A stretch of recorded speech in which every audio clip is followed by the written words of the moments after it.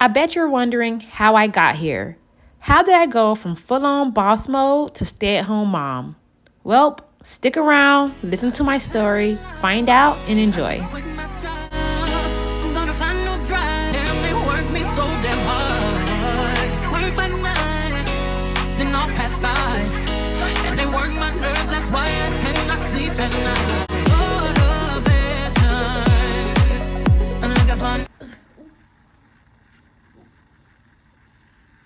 Y'all, I just broke the girl crayon.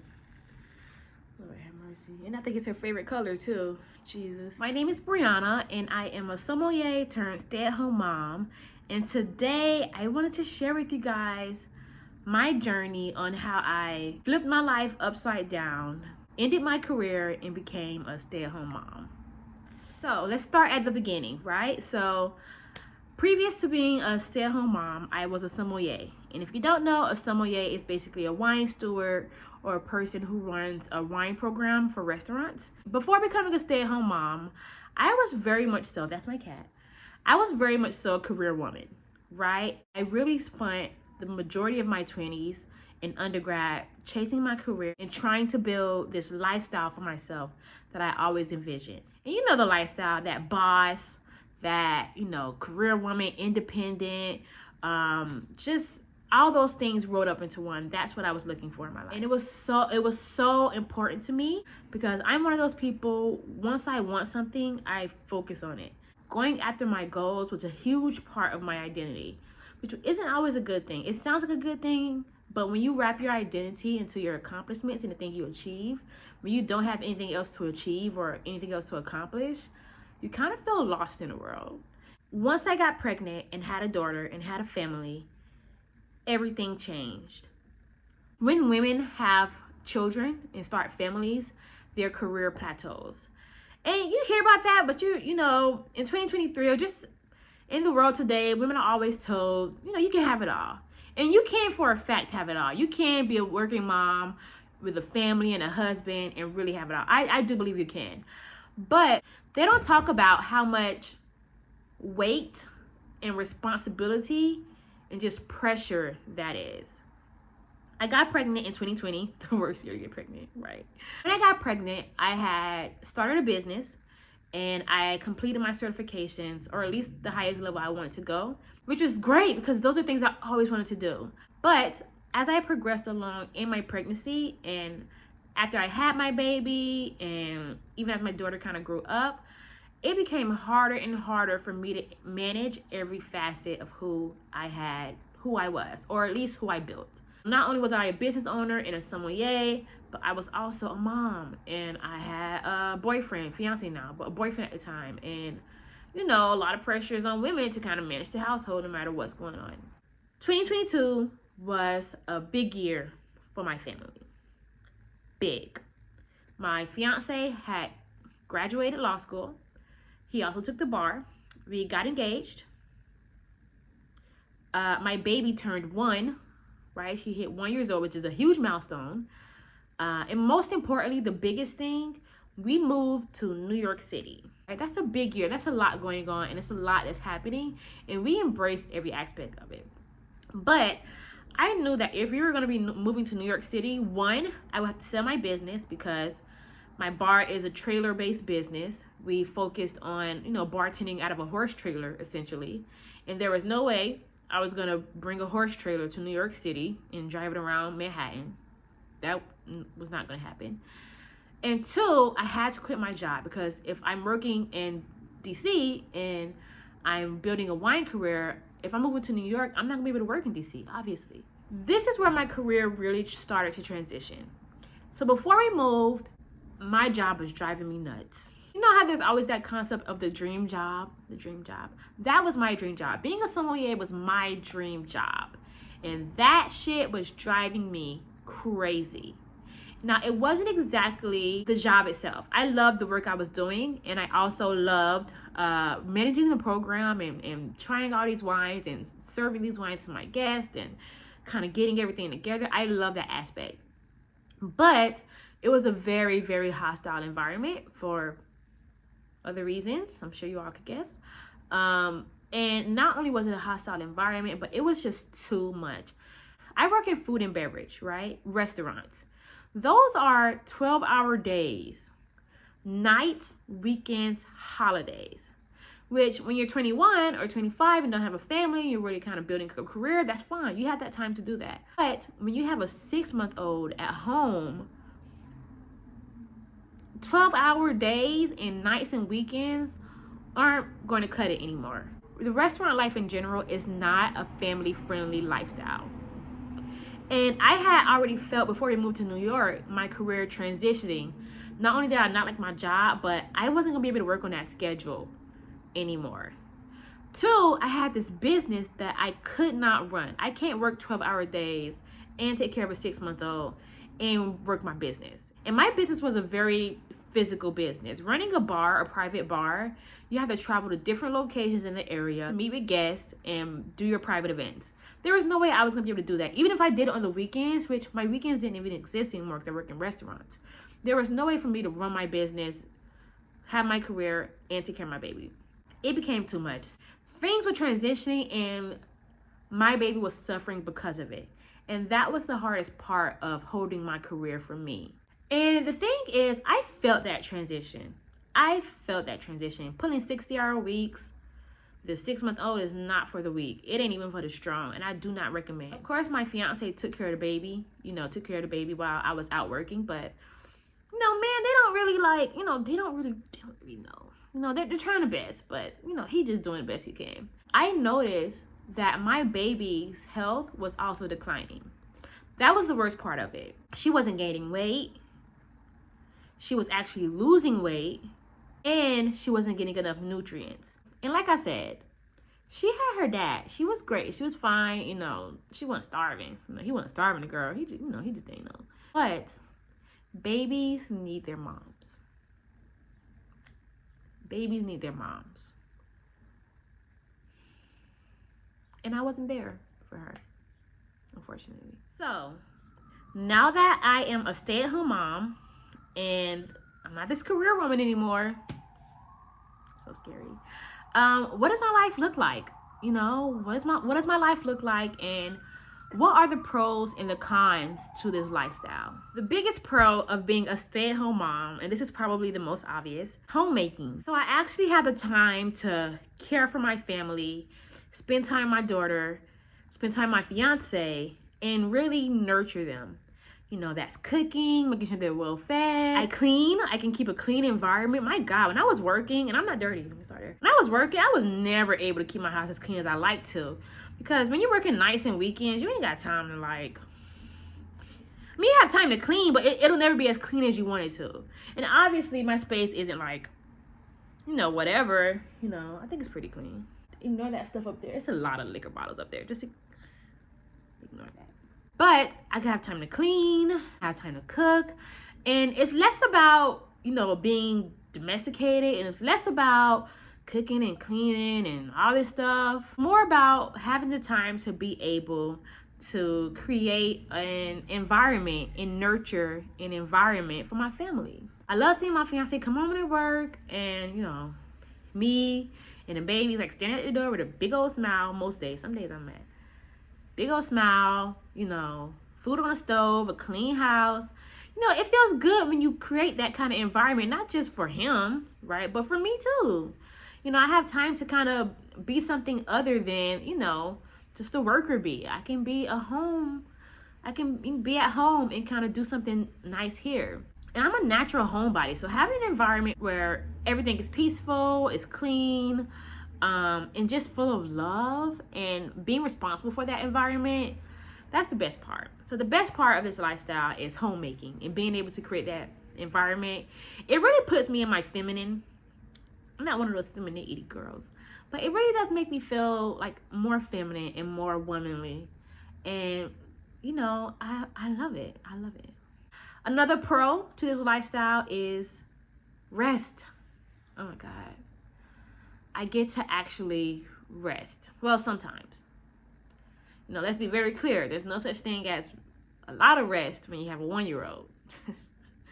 But times like this, when she's up taking a nap, I can kind of chill out on the couch and just watch Real Housewives of Potomac. Did you guys see Giselle's Potomac look? Like, what the hell did or maybe catch up on some laundry, or maybe, you know, clean up the house, or read a book, or shoot my YouTube videos. So life right now is, I have a lot more rest than I did previously. Before, I was a worker bee. I was always thinking about the next job, the next shift, my position, the next position. I was always just so wrapped up in who I wanted to be and chasing after that dream of being this high-powered boss ass sommelier. And I really gave myself time to rest. I felt uncomfortable when I was resting. Like, I felt uncomfortable. But now I feel a lot more comfortable to give myself a little bit of rest throughout the day when I can. I can't always do it. And I have more of that freedom to do so. Another pro is that I can have hobbies outside of work. You know, I actually have time to have hobbies. I can do YouTube full time, which is something I've been wanting to do for forever. Take a cycling class every Saturday, you know? I have this freedom to create a version of myself that lies outside of my accomplishments and my goals and my career and my position. I have space to be a new person. I don't always have to have a vision of this certain type of Brianna. There's more room to be another type of Brianna. So that's a great part for me. Now, of course, there are also cons, right? There's a pro and there's a con to everything. What are the cons? Well, the most obvious is the lack of personal financial security. I'm not working, so I don't have any income coming in. And like I said, I've been working since I was 15. So this is really new to me. I've always been used to being able to provide myself a certain lifestyle, or even just have my own money. And it kind of makes me like nervous to not have my own money. I have to essentially place all my trust in my fiance financially, and trust that, you know, he won't leave me for dead in the cold, you know, because it is cold in New York, and that I'll be okay. And then, of course, I don't know what my career is going to look like. I'm essentially taking time off from work. You know, gaps in resumes aren't always a good thing, but I do feel like as long as I explain it well to my potential employer, you know, I should be fine. And just to be honest, I don't plan on staying at home for an extended period of time. I really don't plan on doing it past a year. It's going to be about when it makes sense for my kid, you know, school, when she's school ready, you know, nannies, you know, cost of living, like, I don't even want to talk about daycare.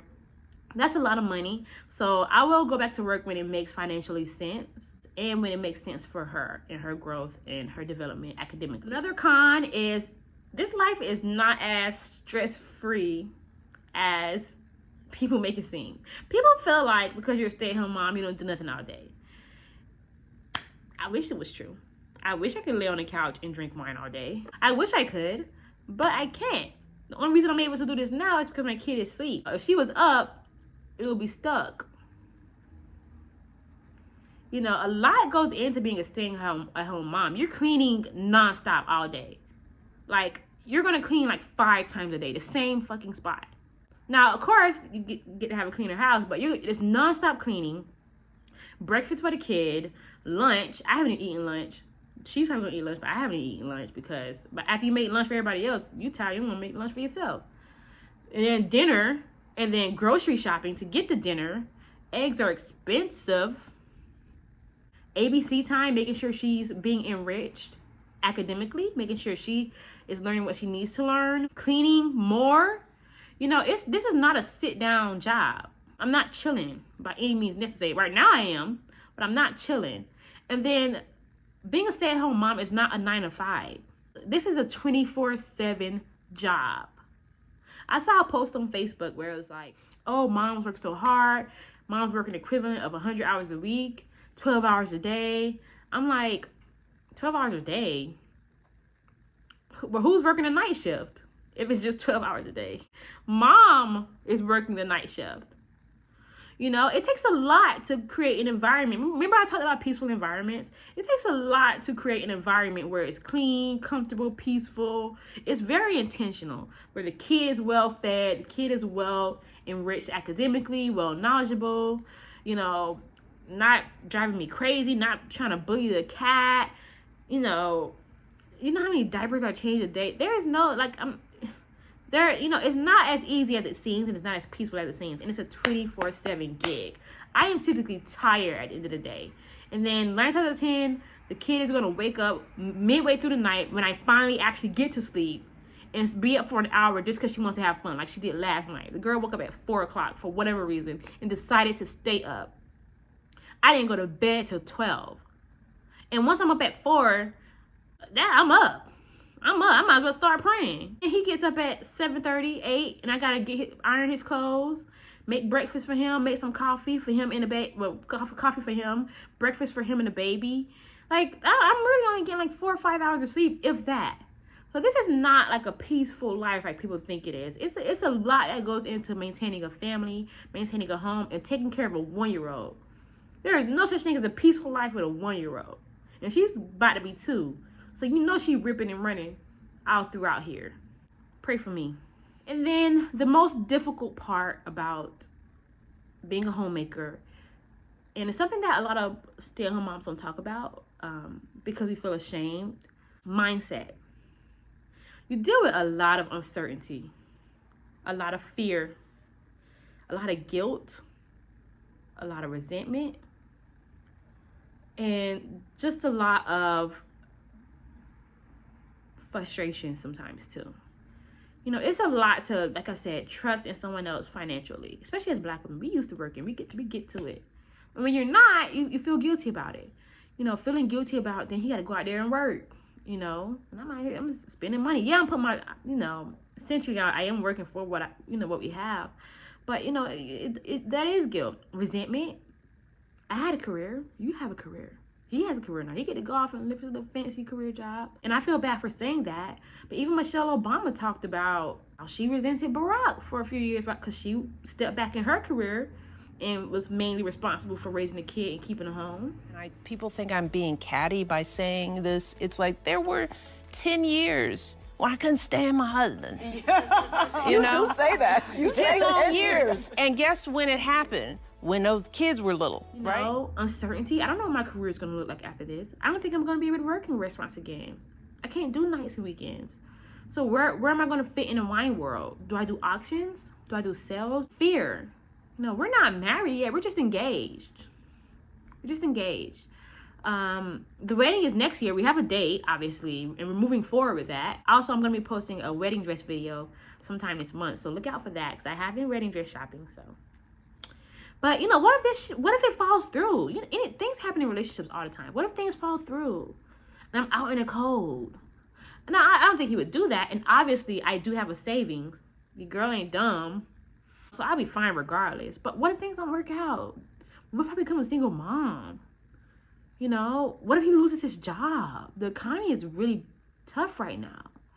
So there's a lot that goes into the mindset. Ultimately, my life has changed. And who I am now is completely different from who I thought I was going to be. Or at least who I was. And that's a lot.